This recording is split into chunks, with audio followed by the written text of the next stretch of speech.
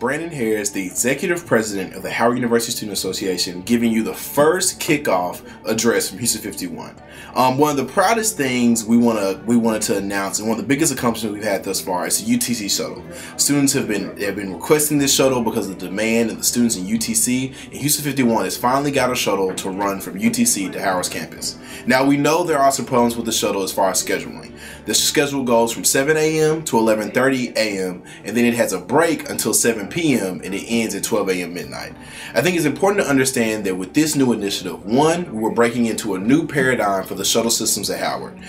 Currently, well, before the UT shuttle, shuttles only went to Howard University property. With the UTC shuttle, we've expanded this, and it's the first shuttle in a very long time to actually go from Howard to property that does not belong to Howard University. The second thing is that we wanted to meet the demand of the students. We could have one shuttle that runs all day, but that would not meet the amount of students that are housed in UTC. So to meet that demand and ensure that we're meeting as many needs of the students as possible, we had two shuttles at the most important time of the day. With that being said, we already do plan to reassess the effectiveness of the shuttle after 1 month of its implementation, as it was implemented the first day of classes, August 22nd. So in a month, we will all sit down with administrators and people who were influential in implementing this policy change, and we'll figure out what does need to be changed and mandated so that the shuttle system runs efficiently as possible. Understand, the HUSA 51 is always working for the needs of the students. What you need, what's best for you, and your course here at Howard University, and the shuttle system is no different. So we continue to work and make sure that we do what's best for you, the students. One of the biggest initiatives that HUSA 51 is actually going to participate in this year will be administrative renewal. As I'm sure some of you have heard about people being let go from the university, and the administration trying to have a leaner and more streamlined administration that is more efficient and fiscally sound for the university. HUSA 51 is going to be actively engaged in this process. Currently, me, Darian, and our policy team are actually working through our own recommendations to rectify some of the issues we see with administrative renewal. These recommendations will be centered with the focus of ensuring that our university is fiscally sound and transparent in any policy decision that has an effect on students, whether it be student affairs or academics, always has student input. If we're going to make change, it needs to be sustainable, and it has to be through policy, not just through emotion and passion. Secondly, it's also important to understand that we will be having town halls and HUSA focus groups throughout the year, actually starting very soon. We're exploring the idea right now of having Dr. Rabeau hold a town hall in early September to talk about his plans for administrative renewal and also reveal to the students our plans for administrative renewal. One thing that we've learned in HUSA 51 is that the change that we create is only good as how long it actually lives after we enact it. So the goal here is to have sustainable change. And so we must be radical, not just in our protests, but in our policy. And that is the goal of our administrative renewal for this year. I'm sure many of you have heard about the egregious famine that's taking place right now in Somalia. It's actually the worst famine to hit Somalia in the last 60 years, and there has been extreme lack of media coverage and attention to this famine.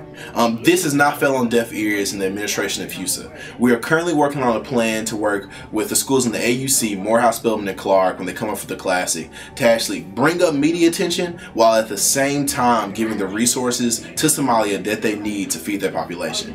We just wanted to give you guys a head up that we are working on things. If you have any suggestions, please email us. Please email them to us at hustudentsociation@gmail.com. That's hustudentsociation@gmail.com, because at the end of the day, if you're a student, you're a part of HUSA. And as protectors and guardians of the Howard University legacy and the stewards of the diaspora, we must protect and be stewards of any of our brothers and sisters in the diaspora as they have any other turmoil. So it's no different as it was in Haiti as it is in Somalia. If there's a problem, we'll be there. So please let us know if you have any suggestions, and be looking out for posters, material, and communications as to how you can participate in the movement to help save Somalia. What's going on, students? This is Darian Henson, your Executive Vice President of the 51st Administration of the Howard University Student Association. Just giving you some updates about what we've been working on the first part of the year and over the summer.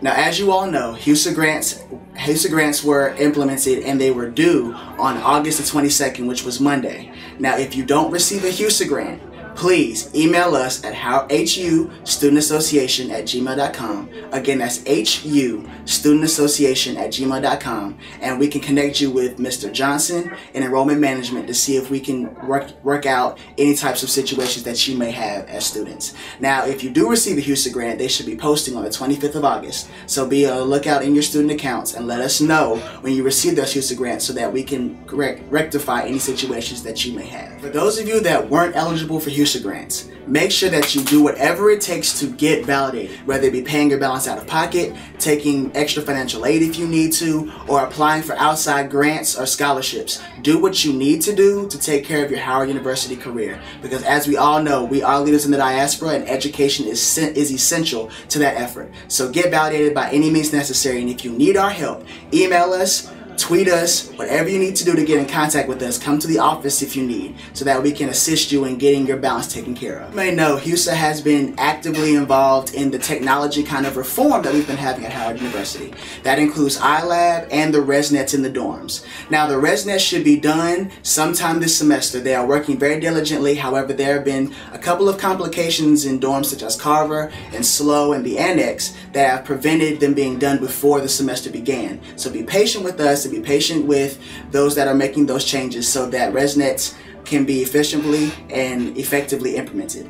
Now, as far as the iLab, as some of you may know, there is color printing in the iLabs, which is something that HUSA 51 has been actively engaged with, and we want to make sure that you all have access to those. So they haven't set a printing fee yet, so make sure that if you do need color printing, you do have access to that going forward. If you have any other issues, any issues at all, make sure that you email us at hustudendassociation@gmail.com, and make sure that you follow us on Twitter at HUSA 51. Again, that's at HUSA 51. We're on a quest to get 1,000 followers before next week, so make sure that you're informed, that you're involved, and that you follow us on Twitter.